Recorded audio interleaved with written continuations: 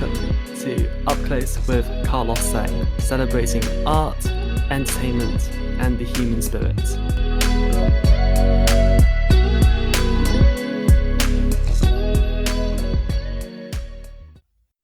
Welcome to another episode of Up Close with Carlos Sang. My next guest has just returned to the West End production of The Phantom of the Opera. He was previously one of the longest running Phantoms in Phantom history and has recently also starred in recent runs of Mandela the Musical at the Young Vic, Les Miserables, and also Ragtime. It is a huge privilege to be able to introduce Earl Carpenter to the podcast. Thank you so much for joining us.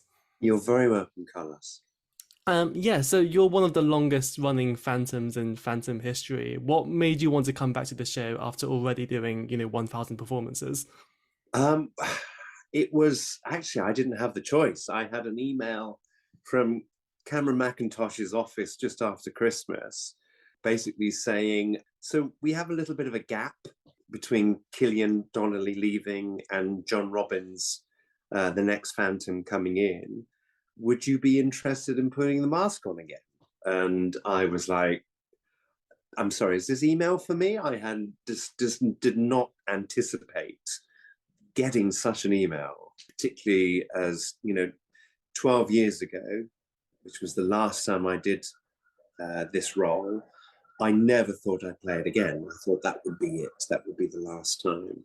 So this came in and I was like, yes, please. And here I am back at Her Majesty's Theatre, and it is quite extraordinary.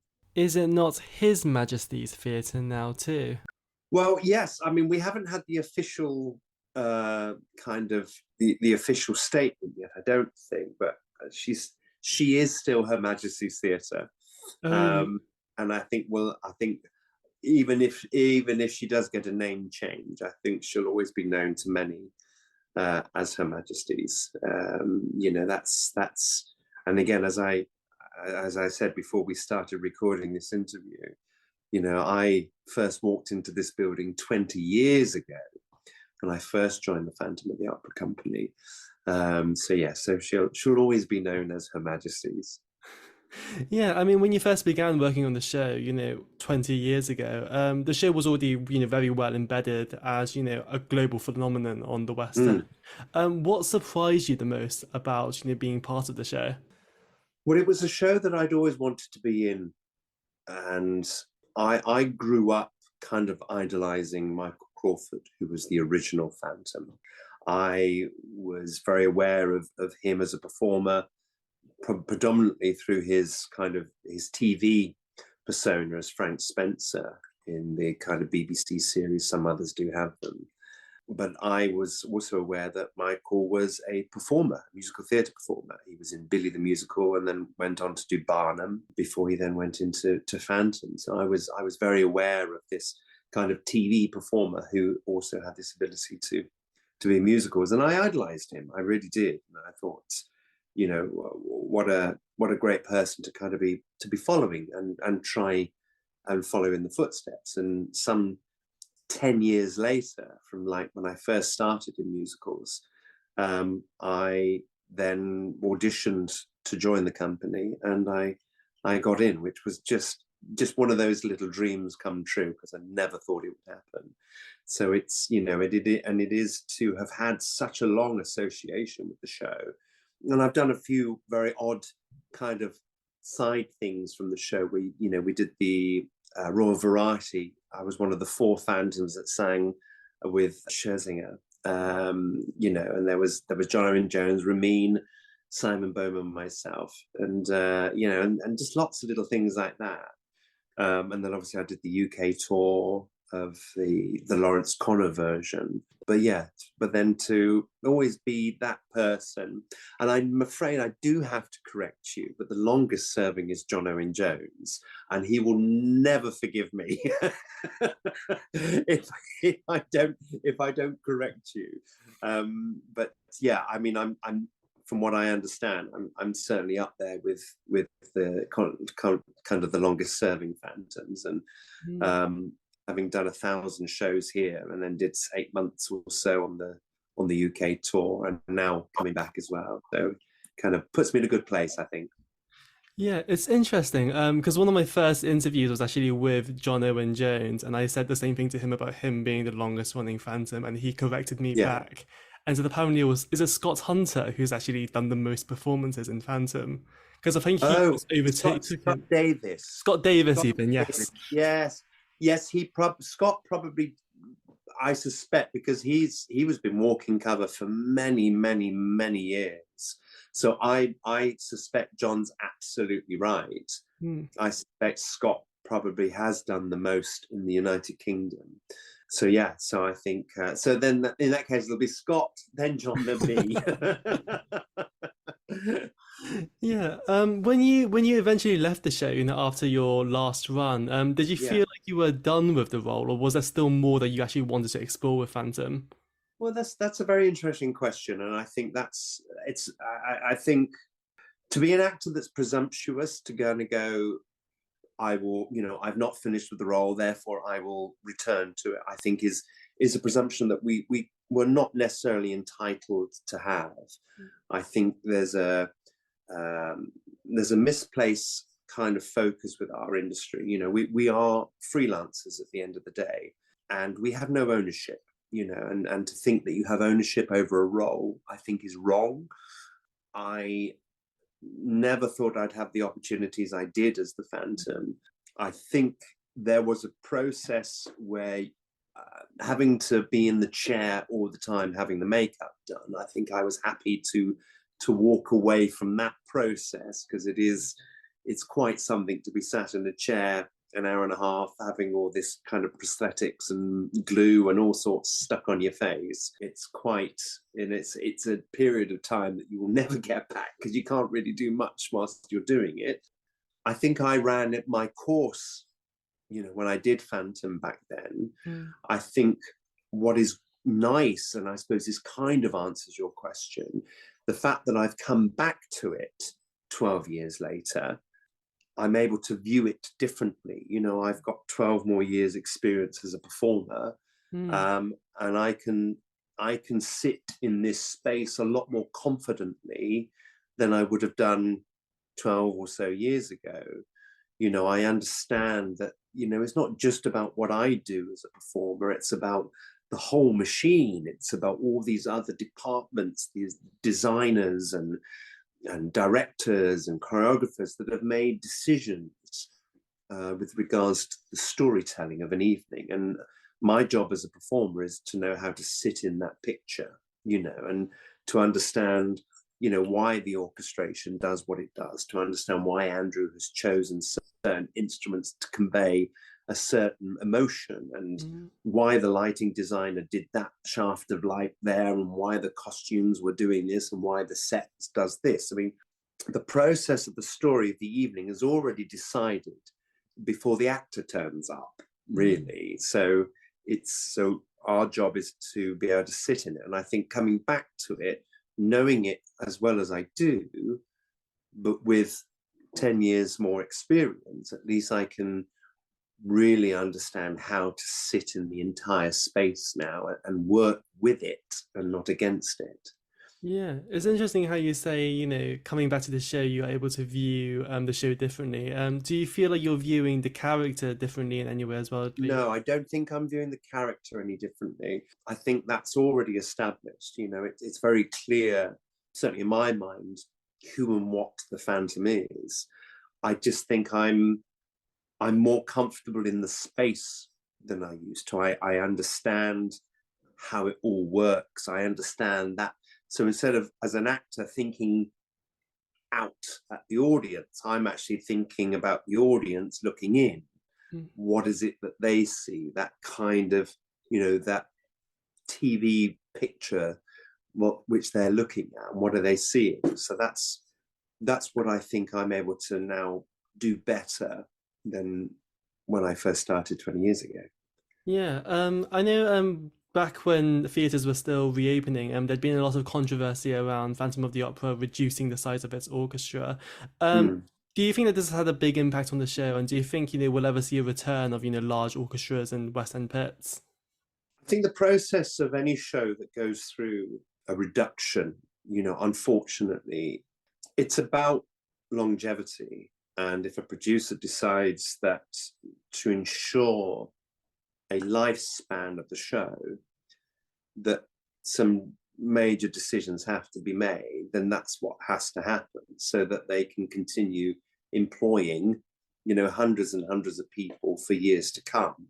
I think that the show hasn't lost anything at all. I think if it was the same version with the reduction of the orchestra, maybe it would have lost some of its heart. But the fact is, at the same time, the piece itself has been tidied up, has been a little bit reimagined, I think, and the orchestrations that we have now are the orchestrations that we had on the UK tour.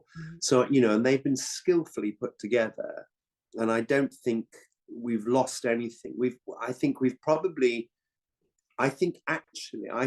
orchestrations suit the size of space. I think had we had this orchestration when we did the 25th anniversary at the Royal Albert Hall, then yes, I think it would be lacking something, because obviously the size of the Royal Albert Hall, when we did Phantom there, needed the huge, lush orchestral symphonic treatment. But I think what is working at the moment really nicely, I think, is something a little bit more intimate. And I really actually think the audience gets sucked in a little more rather than kind of pushed away because of the sheer size of it. So I think it now sits quite nicely in respect to the size it is. Yeah, the Lawrence Connor version that you were involved in on the UK tour, it was such a different production to Hal Prince's original production. Yeah. What do you see that version returning in any way or form at all? Well, there's versions of it that are kind of going on around the world. It's just finished a UK, an American tour. I think what was interesting about Lawrence's version is that there was something more in line with the actual book, the Gaston Leroux novel. There were some very interesting observations from that we tried to put on to the stage. I think there were too many things that were very similar with the original production that I think we could have got rid of completely and trusted actually Gaston Leroux's story of the Phantom was exciting enough as it was. But I think that didn't happen, but that's okay. And I think it's quite good to reimagine a few bits and pieces. It either works or it doesn't, to kind of be part of a process where we try to reimagine something, I think was very, very exciting. I think there are planned versions of it for the future. But who knows? It all depends on what people want as well, I think. See what the audiences want. Yeah, absolutely. I was also really curious to get your thoughts on Love Never Dies, the Phantom of the Opera sequel, which perhaps didn't get as much commercial success as Phantom of the Opera, but still has its fan following, certainly. Yeah. Would you ever want to, reprise Phantom in that show at all? Yeah, I would actually, because it would be nice to kind of, because although there is something in Love Never Dies which makes no sense to me whatsoever, which is the idea of Christine and Phantom actually having a child together. That makes no sense, because that is not the relationship that is this original version. What the Phantom is obsessed by is Christine's voice, not the human frame that it sits in, and the idea of Phantom actually, he's never known physical attraction, in throughout his entire life. So the notion of that was a little bit to me, that did not make sense. But I love the echoes of the original that were in, and I love the Coney Island nod as well, again, very much as the book suggests. And I think all of that was fascinating, and I wish that to be part of that type of version, but with the opportunity maybe of kind of artistically getting involved as well, and kind of challenging a few bits and pieces, and just maybe reimagining and rethinking it. But that would be very interesting, I think. Yeah. Yeah, just before you returned to Phantom as well, you were working at the Young Vic on Mandela. Yeah, What was it that attracted you to that project as well?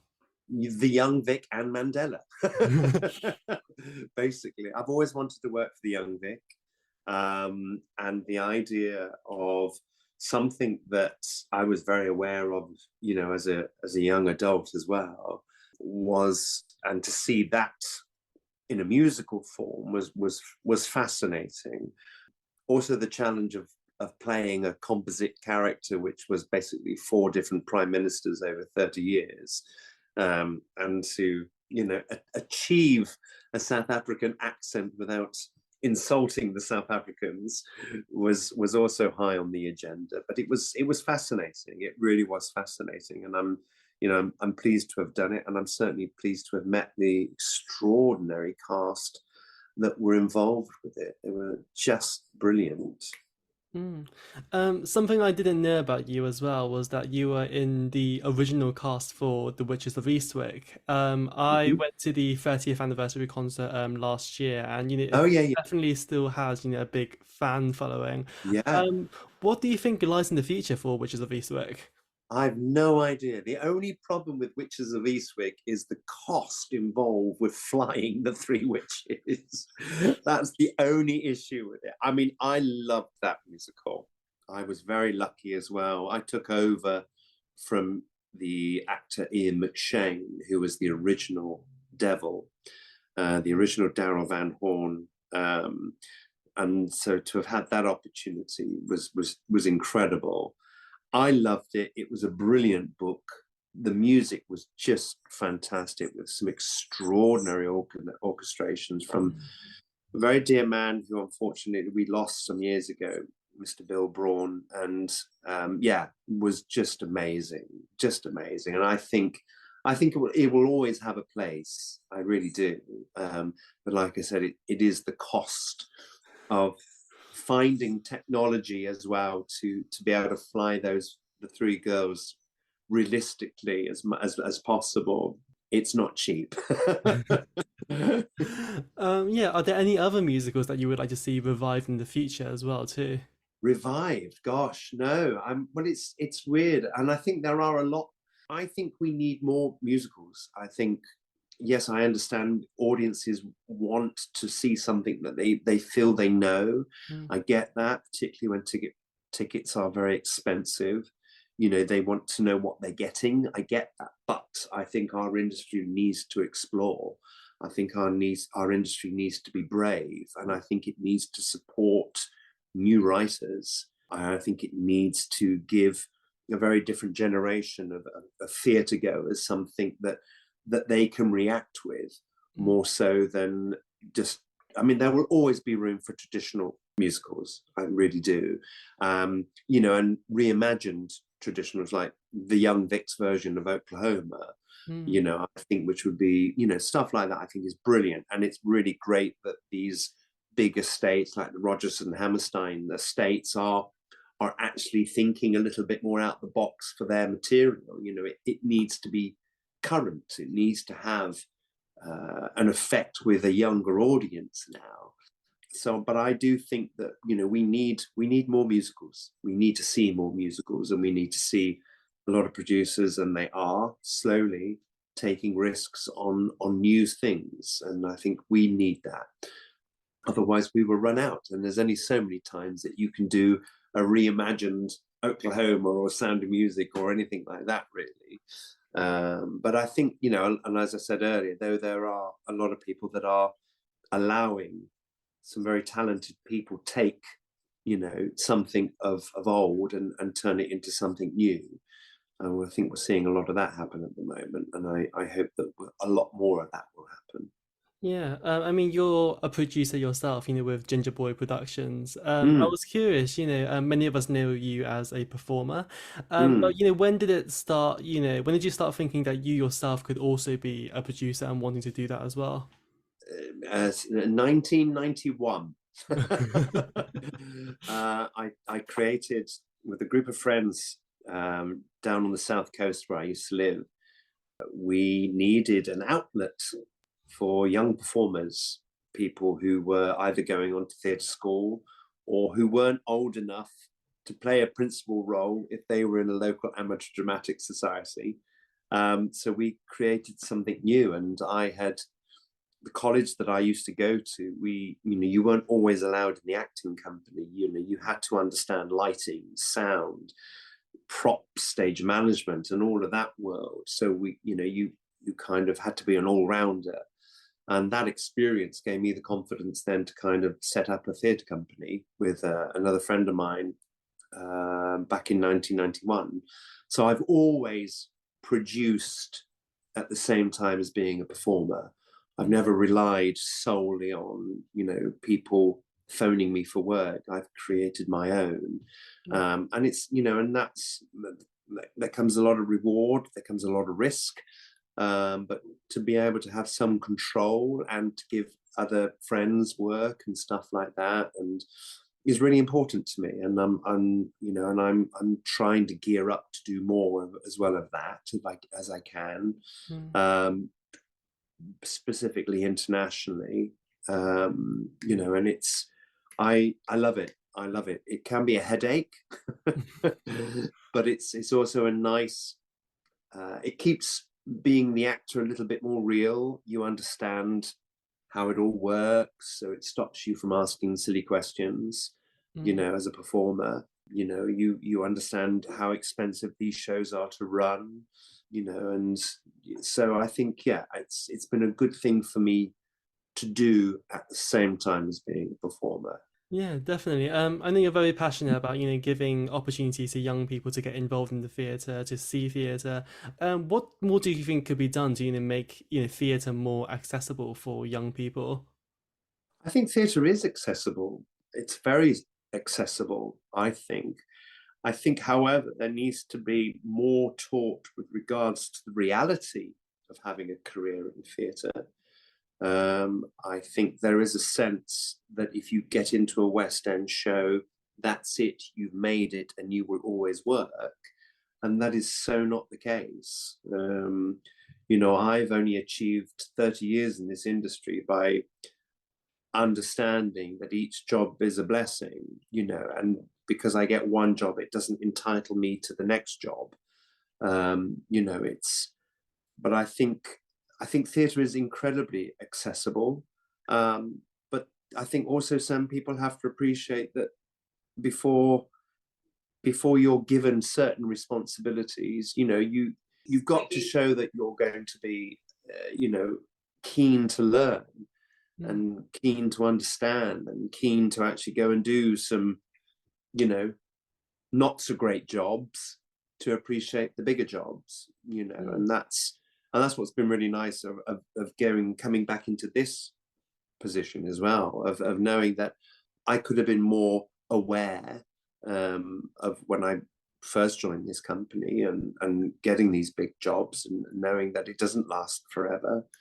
So to be able to come back to it and appreciate it a lot more for what it is, I think is something that I would like to get younger people to understand, that just because you get one job, it does not mean that you will be entitled to a step up. You sometimes have to go backwards. It's all about longevity. It's about the long game with theatre. There's no quick fix. Yeah, it's interesting. In just over 2 months' time, the Broadway production of Phantom of the Opera will be closing, and we've seen a number of long-running West End shows closing over this past year. Do you think we're coming to the end of an era of shows being successful, having to do these long, multi-year runs? Theatre at the moment is in trouble, I think, particularly regionally. London is a bubble. I think London is quite protected. Our industry has some massive challenges ahead. The service industry, the cost of servicing a show has risen exponentially. It is extraordinarily expensive now, not only to keep a theatre heated and lights on, we forget the cost of living also affects a theatre, it affects businesses. And there are a lot of producers that, because they've not had the opportunity to see the type of revenue that they're used to allow them to squirrel away profit, so at least that they can plow it into the next ventures. So some producers that just cannot take the risks anymore. And because the trends of audiences are very, very bizarre and weird and all over the place, and the fact that, and it's only because the pound is quite weak at the moment that we do have a lot of tourists.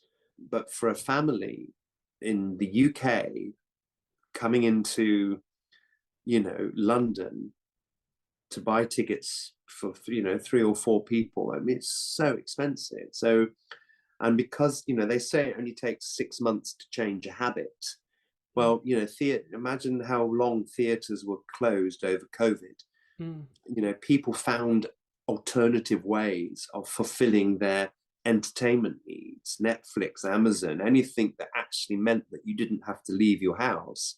And people have got used to it. Yes, people are coming back, of course they are, but we're not seeing the numbers that we once did, kind of pre-COVID.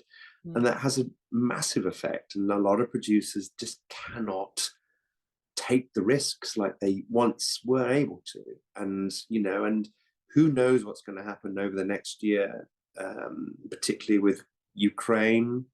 If China does decide to, take Taiwan or anything like that, the economic ramifications of that on us is ginormous. So it's not surprising that there are a lot of shows closing, because, and I think it would be silly for us to ignore the fact that there's a lot going on in the world that will affect us and will affect people coming to see us.